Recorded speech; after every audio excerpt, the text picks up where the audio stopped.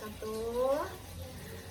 Halo guys, kenalin saya Friska, saya keponakannya Ibu Ina Herlina, Suster Ina, pimpinan Yayasan Mens Ina Herlina Amanah.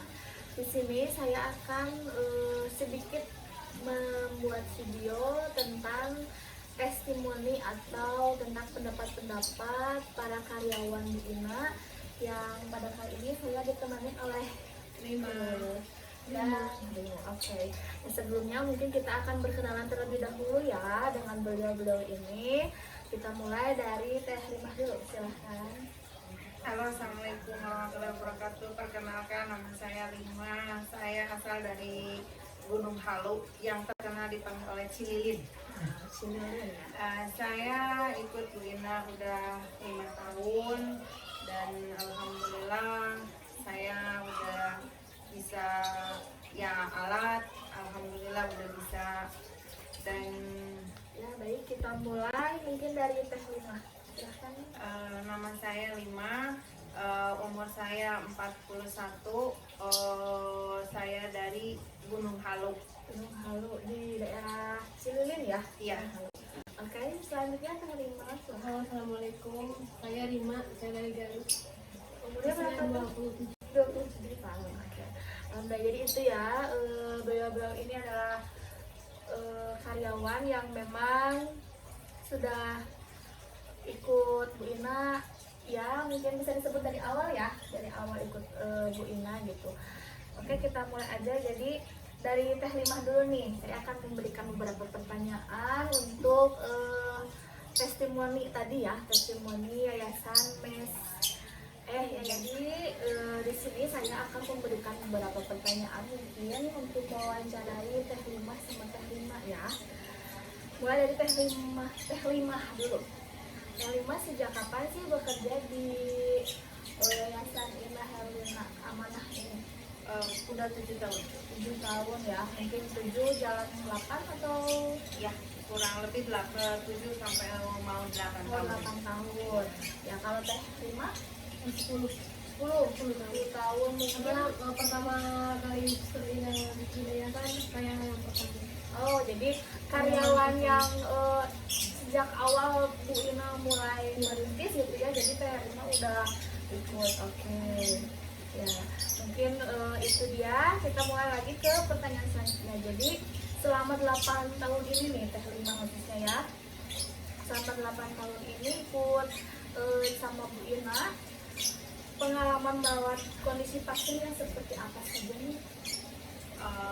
Kalau pasien itu udah banyak, dari mulai stroke, kanker, dan ya banyaklah stroke, kanker dan banyak yang lain-lain. Juga yang pasien-pasien yang rawat luka misalkan Ya, sering banget. sering kan kebanyakannya yang saya tahu ini biasanya pasien-pasien itu yang suka ada lukanya gitu atau misalkan ya yang lain-lainnya.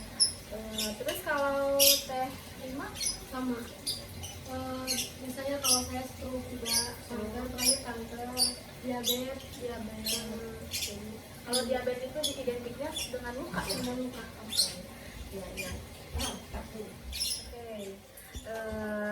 Saya mau nanya juga nih ya, pengalaman merawat kondisi pasien yang seperti apa saja sih selama bergabung di Yayasan Ina Herlina Amanah ini?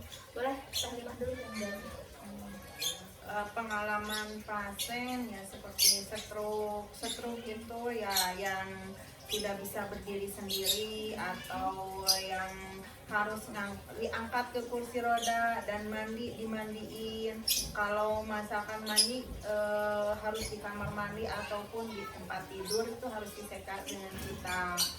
Terus yang kanker itu yang cuci darah, kalau yang kanker cuci darah, terus kanker lidah, kanker hati, banyaklah yang lain-lain gitu.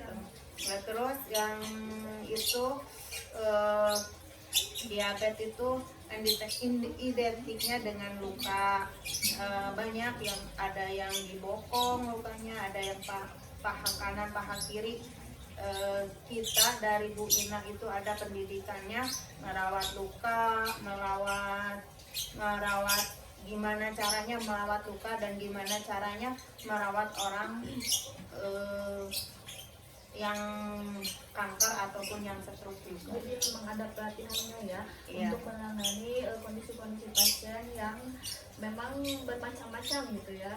Ya. Oke, sekarang Teh Rima nih, pengalamannya kondisi pasien seperti apa aja? Mungkin selama 10 tahun itu banyak ya yang pasien yang saya urus. Terus saya menceritakan salah satu pasien yang saya urus, mungkin sekitar 1 tahun yang lalu dia menderita diabetes. Nah, kedua kakinya itu ada luka. Nah, dan dia itu sudah bed rest total. Dan dimana saya yang harus memang mereka memanggil one care setiap seminggu 2 kali. Tapi yang kalau misalkan kalau sebelum one care datang pasti kan saya yang mengganti perban. Nah, di sini juga diajarkan caranya bagaimana merawat otot tersebut. Dan pasien tersebut juga bukan hanya diabetes tapi komplikasi juga. Selain diabetes juga dia mau komplikasi juga. Komplikasi yang dimana dia juga makan juga sudah lewat sonde. Makan sudah lewat sonde, dia juga memakai oksigen sebagai bantuan karena dia memang saturasinya rada turun. Oke, jadi macam-macam ya di sini itu para caregiver di Suster ini itu memang sudah bisa mengatasi beberapa kondisi pasien seperti stroke, diabetes, terus ada yang kanker juga macam-macam ya, ada kanker usus, kanker lidah, dan macam-macam kanker paru. Oke, terus selain itu mungkin ada juga pasien-pasien yang di luar itu misalkan ada yang depresi ya, depresi, terus ada yang memang susah tidur, kebanyakan pasien itu susah tidur ya, kebanyakan. Jadi mungkin para caregiver di Siserina kalau misalnya lagi kerja kurang tidur dong. Iya pasti. Jadi itu cara mengatasinya gimana tuh kalau misalkan kayak gitu? Karena kan dari pihak yayasan juga misalkan kita ada ketidaknyamanan di suatu pelajaran, Susterina sendiri yang akan nanti berbicara langsung. Pasti karyawan kita kekurangan tidur, mohon untuk dikasih jam istirahat, mau itu siang tergantinya. Jadi memang udah ada apa sih aturan-aturan dan memang sudah ada cara mengatasinya dari pihak yayasan itu dari Siserina itu ya. Oke. Kita lanjut ke pertanyaan selanjutnya. Jadi tadi setelah pengalaman mungkin saya akan nanya juga nih, apa sih suka dukanya Teh Rima sama Teh Rima nih sebagai karyawan ya di Yayasan Ina Herlina Amanah ini. Oke. Suka dukanya apa selama ikut bergabung? Ini kan bisa menjadi perwakilan mungkin ya, perwakilan dari ratusan karyawan. Boleh jawab sama Teh Rima dulu. Suka dukanya. Sukanya mungkin dari suka dulu. Sukanya saya mungkin ini dari ibadah, kita alhamdulillah dibimbing oleh Bu Ina langsung itu. Sukanya dari dukanya itu ya apa ya, nggak ada sih kalau menurut saya. Alhamdulillah sih suka banget. Terus dari mulai pekerjaan juga alhamdulillah cepat. Terus dari mulai mungkin dari yayasan lain gajinya juga alhamdulillah menurut saya juga, kalau buat saya mah itu lebih dari cukup. Oke, jadi yang pertama tadi dari segi ibadah mungkin ya, terus dari pekerjaan juga mungkin nggak terlalu nunggu lama di yayasan gitu ya, dan dari gaji juga mungkin ya tetap kita alhamdulillah kalau di yayasan bisa ini. Oke, sekarang kalau Teh Rima apa nih sukanya dulu ya, nanti bukannya. Kalau saya pribadi mungkin banyak ya, mungkin nggak bisa sebutin saya satu-satu. Kalau buat Apa saya pribadi, suka atau duka? sukanya. Suka. Karena bagi saya memang betul kata Teh Rima, bukan hanya dari ibadah pun mungkin lebih beda dari yayasan lain. Karena di sini buatnya kayak pesantren. Ya, saya pribadi sendiri kalau misalkan saya jarang sholat atau susah sholat, beliau yang menegur. Jadi langsung gitu Ya, dia yang menegur. Saya punya masalah pun beliau yang jadi pendengar. Jadi dia tuh bukan sosok yang bukan hanya sekedar bos, tapi dia juga bisa menjadi teman, saudara juga. saudara. Ya. Jadi sukanya tuh, kalau dukanya apa nih? Sukanya kayak nggak ada deh. Masa beneran nih nggak Karena ada saya kan udah nih? beberapa kali masuk ke yayasan ya. Memang kenapa saya stay sampai lama di sini ya karena itu. Ya. Jadi Mungkin ada tapi tidak begitu. jadi mungkin sebetulnya bukan tidak ada dukanya, Iya, tapi tapi karena menurut lebih saya itu. dominan suka, jadi mereka itu sepertinya dukanya itu bisa tertutupi mungkin ya. Iya, Oke, ya jadi itu ya teman-teman semuanya. Kita lanjut nih ya, pertanyaannya masih ada beberapa pertanyaan nih, karena ini kan judulnya juga testimoni atau review para caregiver di Yayasan Nahardin Amanah ini selama bekerja atau bergabung di sini. Selanjutnya, tadi nyambung juga nih sama pertanyaan sebelumnya. Jadi apa sih pendapat Teh Lima sama Teh Lima tentang sosok Bu Ina sebagai pemimpin Yayasan Inah Hardin Amanah? Oke, Teh Lima dulu. Ya, beliau baik. Baik. Oke. Bisa jadi guru juga untuk agama buat saya, yang bisa apa ya, saya nggak bisa berkata-kata lah, mungkin beliau baik gitu. Jadi tidak bisa diungkapkan dengan Iya, kata-kata gitu ya. betul. Kalau Teh Lima, Nyambung dengan jawaban saya yang tadi juga. Mungkin banyak dulu seliweran omongan orang yang bilang suster Ina tuh kayak gini sampai saya berpikir sendiri, emang seperti apa sih, sampai saya juga kemakan dengan omongan tersebut yang bilang suster Ina tuh galak dan sebagainya. Nah, di satu sisi, ada satu kondisi saya diambil sendiri sama beliau dari kerjaan. Dari mah kamu ikut saya aja, saya mau bikin yayasan. Nah, dari situ dia mau mulai membangun yayasan. Apa yang membuat saya sampai terenyuh dengan beliau? Waktu itu saya lagi kerja, kondisi di Majalaya, kaki saya bengkak, terus saya pulang, dan beliau yang nganterin saya, yang ngedaftarin ke rumah sakit, yang ngasih saya makan, yang ngebayarin malahan. Dan itu udah bisa saya lupain. Maksudnya tuh saya sendiri pernah di kondisi sakit yayasan dan gak dipeduliin, malah disuruh pulang. Kalau di sini, disitulah makanya saya sampai kok ada ya, bah dia tuh maksudnya bos saya di yayasan, tapi kok dia mau nganterin saya, dia mau gitu nganterin saya ke rumah sakit. Karena itu hal yang gak bisa saya lupain dari dia. ya. Oke, jadi itu ya pendapat dari caregivernya Suster Ina. Jadi itu mungkin yang paling dominan itu adalah baik, dan memang jangankan Teh Lima sama Teh Lima saya saja, mungkin karena saya keluarganya, tapi tidak hanya ke saya, apalagi sama keluarganya mungkin ya, beliau memang sosok yang dari segi ibadahnya itu sangat dominan gitu ya, dominan sekali, sampai mungkin perjuangannya. Jadi itu tadi sukanya selama mengikuti atau bergabung di Yayasan Inah Hardin Amanah. Dan sekarang bagaimana dukanya nih, duka selama bergabung di Yayasan Inah Hardin Amanah ini? Saya dukanya mungkin saya dulu pernah sakit hati sama beliau, sama Bu Ina, karena saya dulu pernah ngechat beliau tentang pasien, karena pasien yang depresi gitu, karena saya kurang tidur, karena beliau itu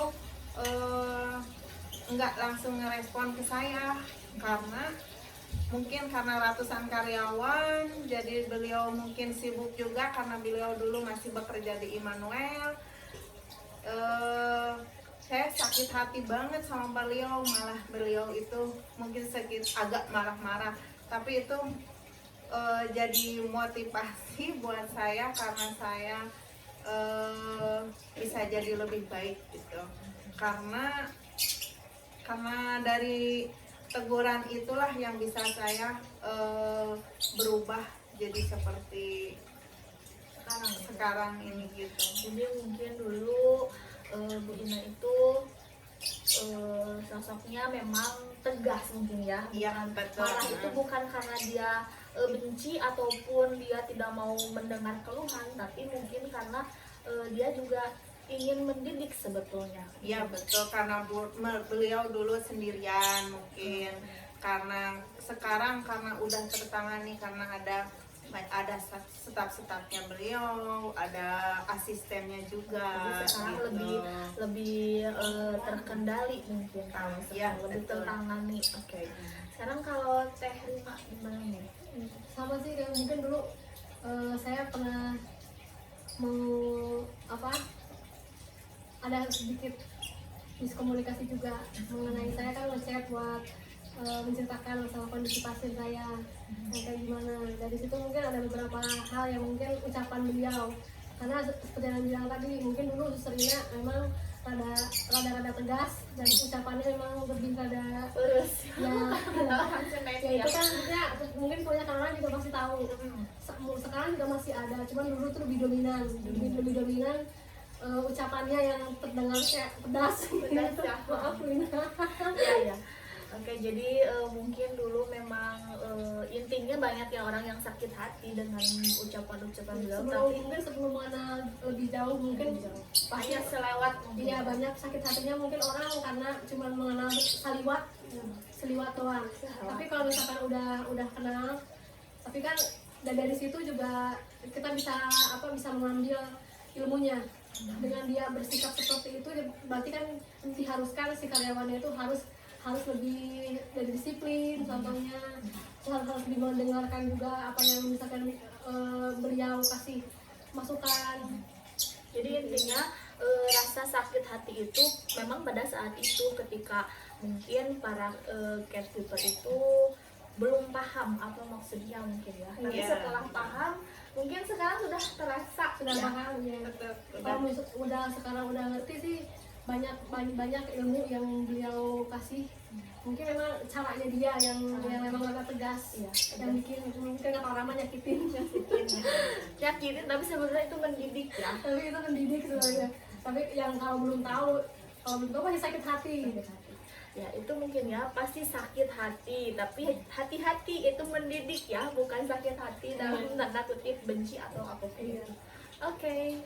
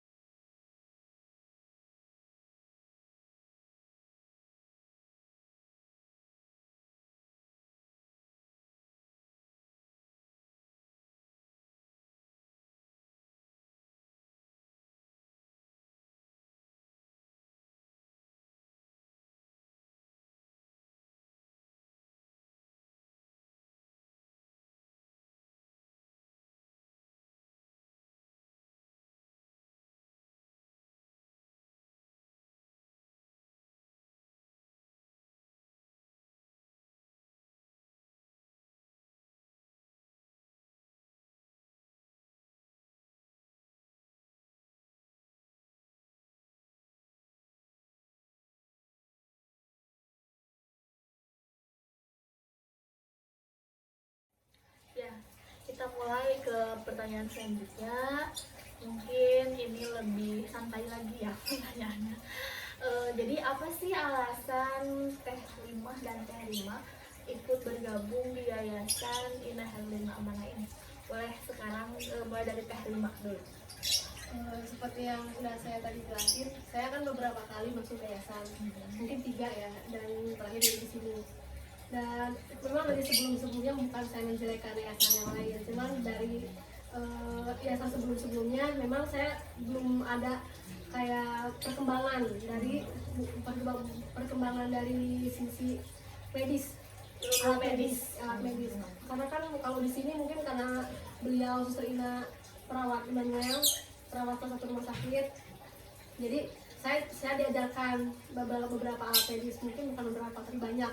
Dan bisa salah satunya kayak makan lewat sonde, terus tensi yang manual, suction, yang suction itu yang buat suction itu alat yang buat kayak kita ngambil dahak yang lewat mulut atau tracheostomy yang dari sini.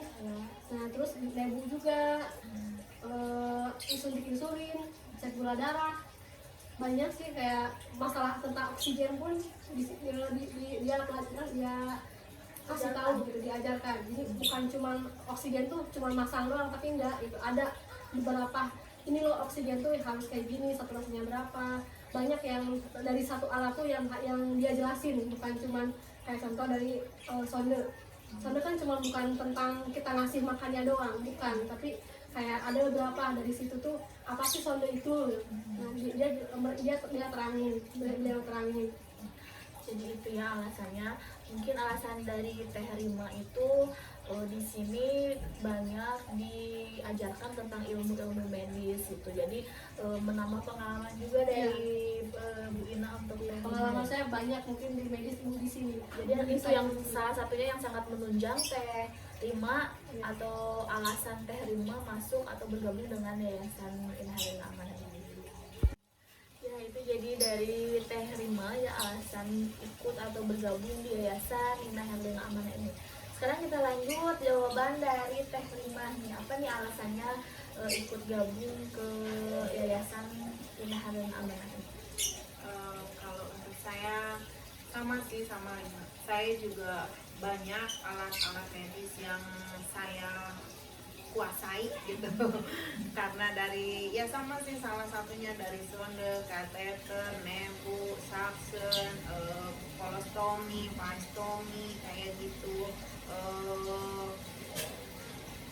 Ya semua itu beliau yang ngajarin, beliau sendiri yang ngajarin, nggak ada campur tangan dari orang lain, karena beliau itu pengen anak buahnya itu jadi lebih baik, jadi disaksikan oleh beliau sendiri, diajarkan oleh beliau sendiri. Jadi mungkin karena Teh Rima dan Teh Rima ini sebelumnya pernah mengikuti atau bergabung dengan yayasan-yayasan yang lain, tapi yang menjadi sangat menunjang alasan ikut bergabung ke Yayasan Inhalin Amanah ini karena mungkin di sini plusnya mungkin bukan berarti tidak memberikan atau tidak menanggapi yayasan yang lain itu tidak lebih baik, tapi mungkin di sini sangat banyak diajarkan ilmu medisnya ya. Ya, Jadi itu alasannya yang menjadi sangat menunjang. Alasannya itu adalah ilmu medisnya di sini lebih banyak yang diajarkan. Karena kan kita merawat pasien, kan merawat pasien itu bukan tentang kayak nyeka, kayak masih makan dan sebagainya. Pasti kan kita juga pasti di satu posisi dikasih pasien yang dimana dirawat di rumah tuh yang menggunakan beberapa alat. Nah, itulah sebab-sebabnya. Nah, Jadi itu ya yang menjadi alasan ikut bergabung ke Yayasan Inhalin Amanah. Selain itu mungkin itu dari segi medis mungkin ya yang menunjang. Selain itu ada lagi nggak hal-hal lain yang misalkan atau yang membuat Teh Rima dan Teh Rima ini ingin atau ikut bergabung di Yayasan Inhalin Amanah ini? pastinya ada banyak. Ya, salah satunya sosok beliau sendiri kan seperti yang saya tadi bilang, beliau tuh dewasa. Dia bukan hanya sekedar jadi bos, dia bisa jadi teman, bisa jadi tempat curhat saya juga. Jadi guru mungkin Bisa ya, jadi guru. pendengar sejati. Iya, mendengarkan keluh kesah saya bukan hanya dari segi pekerjaan, tapi masalah hidup pribadi saya juga. Kalau saya cerita juga pasti sama beliau. Salah satunya juga dari segi agama mungkin ya, bedanya dari yang lain. Beliau lebih tegas, lebih mau ingin kayak karyawan-karyawannya tuh lebih jadi orang yang lebih baik, apalagi dari segi agama. Ya. Itu kalau Teh Rima?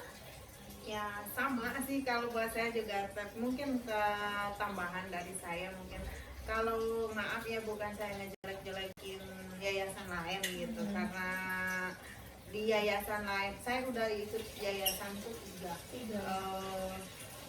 Tapi di sini tuh pendidikan agamanya tuh sangat bagus gitu buat saya, dan saya juga selalu curhat ke beliau tentang kehidupan saya.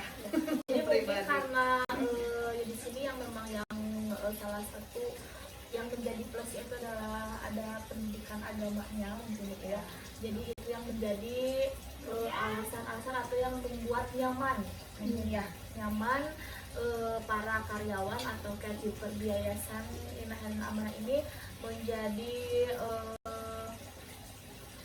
lebih Mungkin bedanya ini kalau dulu mungkin yang pemimpin yayasan yang lain jangan boro-boro buat mendengarkan keluh kesah, paling banter lah kayak cerita aja kan, kita nggak mau nggak ada sesi pendekatan.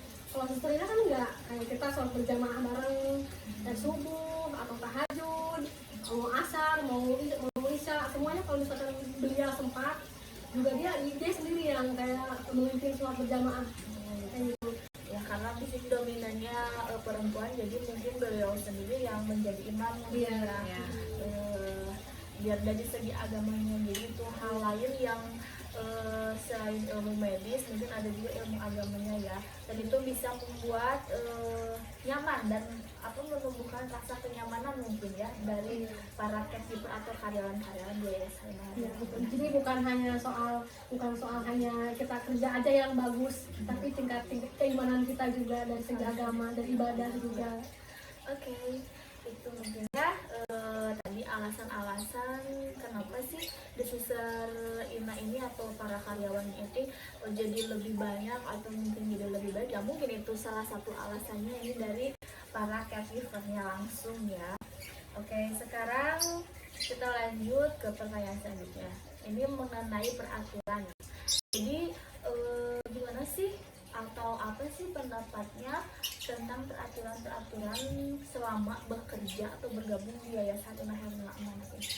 Boleh Teh Rina dulu? Kalau pelaturan ya sangat baik kita buat saya mah, ada pelaturan itu sangat baik ya, sangat disiplin gitulah ya. Karena kan kalau nggak ada pelaturan mungkin semaunya kita mah berantakan semuanya juga. Jadi mungkin peraturan itu bisa Ya, membuat kita lebih disiplin. Ya betul ya, seperti kita mau pulang kampung dulu kan harus ada operan selama sehari apa 2 hari gitu ya, mengasih tahu, bukannya itu temennya menjelekan teman gitu kan, teman juga kan nggak tahu tempat obat dan tempat segalanya untuk untuk kita beristirahat bareng seminggu apa 10 hari gitulah. Jadi itu adalah salah satu peraturannya, yaitu kalau misalkan kita pengen pulang kampung nih untuk dari bekerja untuk beristirahat itu biasanya suka ada cuti. Nah sebelum ada cuti itu kita harus koordinasi sebelumnya dulu ke pihak yayasan seperti itu. Dan itu karena akan ada operan atau impalan karyawan ke tempat kerja kita gitu ya. Jadi enaknya itu ada peraturan seperti itu.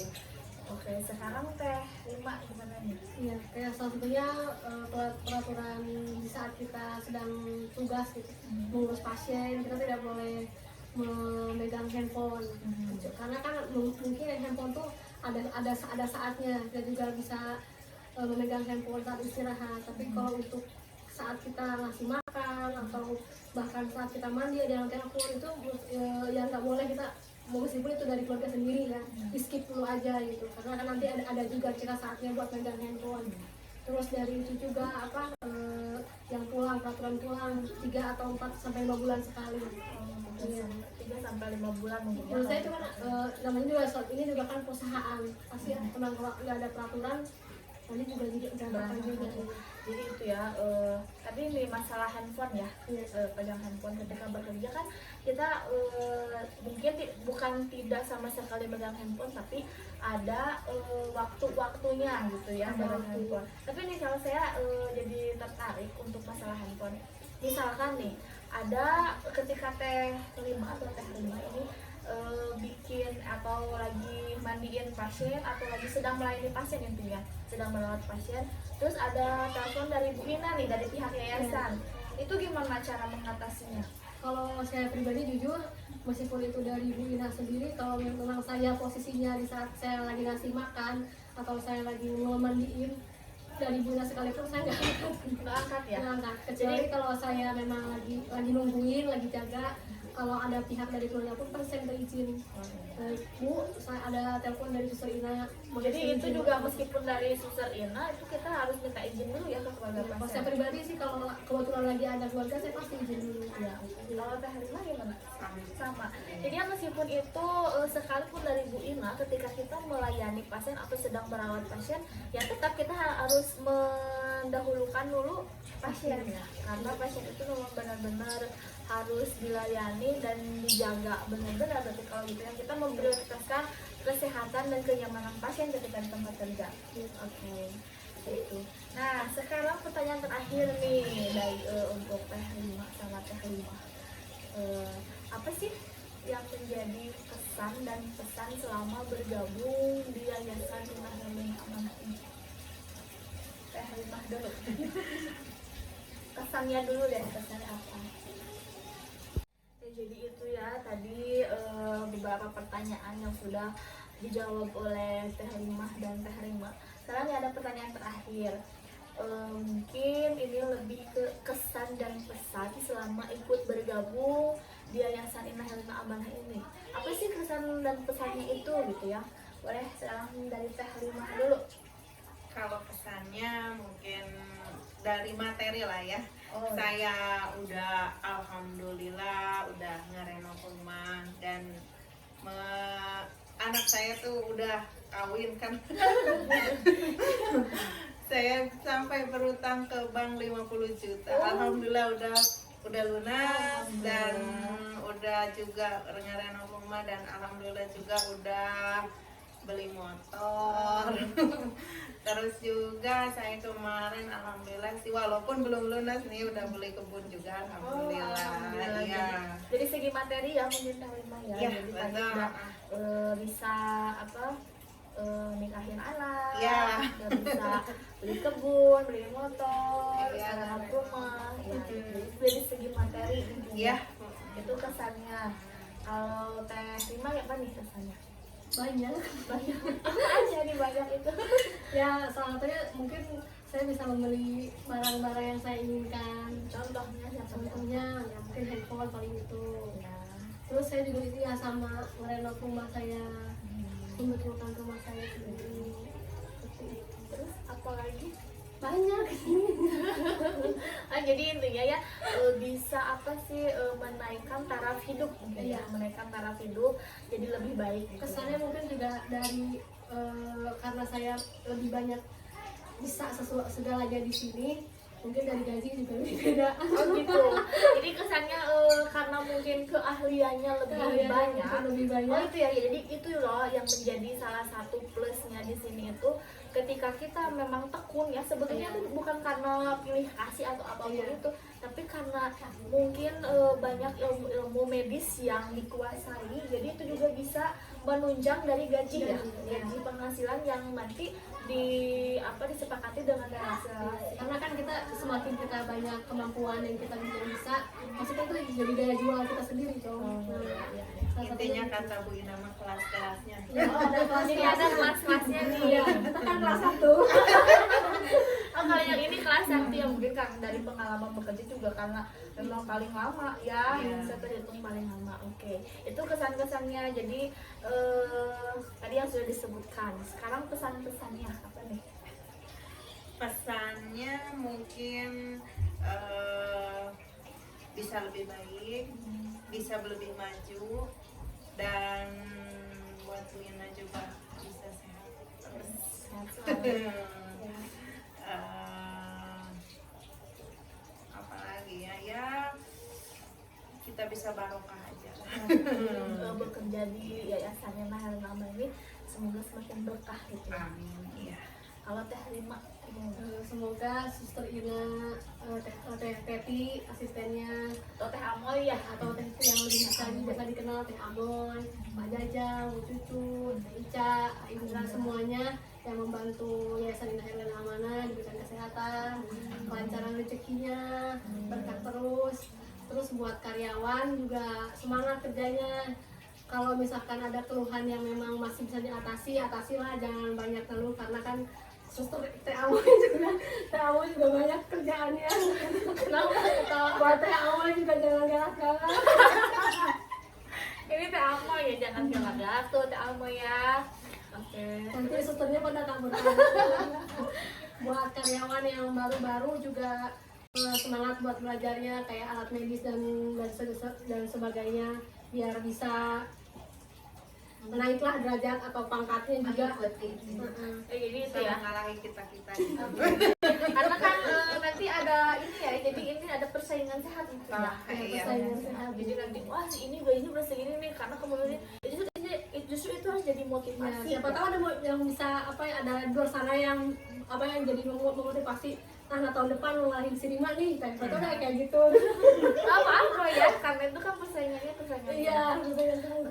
Jadi itu ya pesanan-pesannya. Jadi kesannya tadi mungkin beliau-beliau ini sudah bisa menaiki atau taraf hidupnya itu sudah lebih naik ya derajatnya, dan pesannya itu mungkin semoga lebih maju, Yayasan Indah Herlina Amanah ini bisa lebih maju, lebih barokah intinya ya, lebih berkah. Dan kepada para karyawan juga para